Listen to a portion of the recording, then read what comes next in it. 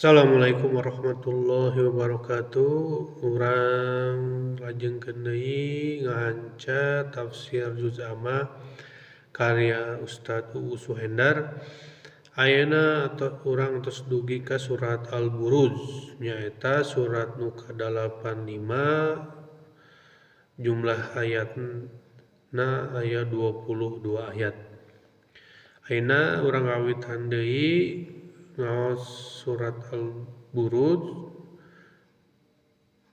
ngawitan ti pangjajab. Bismillahirrahmanirrahim. Surat Al-Buruj kaabu surat Makkiyah anu turun samemeh Rasulullah SAW hijrah ka Madinah.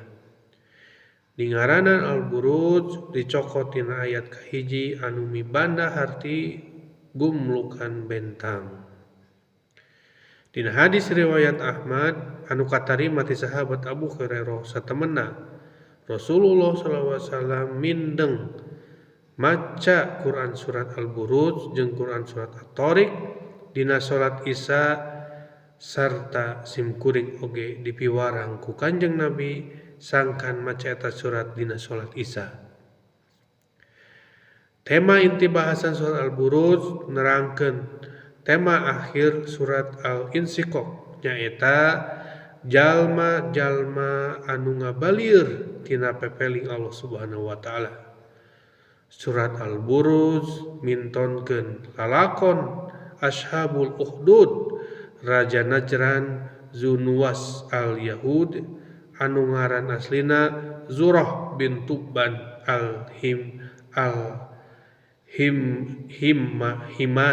himyari anu nyiksa kalayan biadab kaum muslimin anu jumlahna 20 ribuan diduruk berjamaah di hiji langkop alatan maranehanana iman ka Allah Subhanahu wa taala.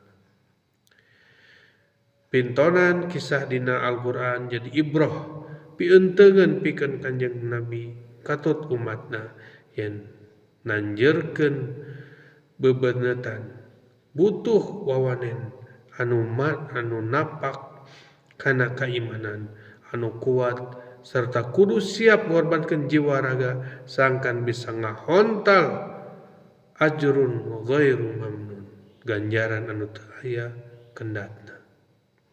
Sakitu heula pangjajab Quran surat Al-Buruj mugi aya manfaatna urang lajengkeun deui sanes waktos qul qouli hada wassalamu alaikum warahmatullahi wabarakatuh.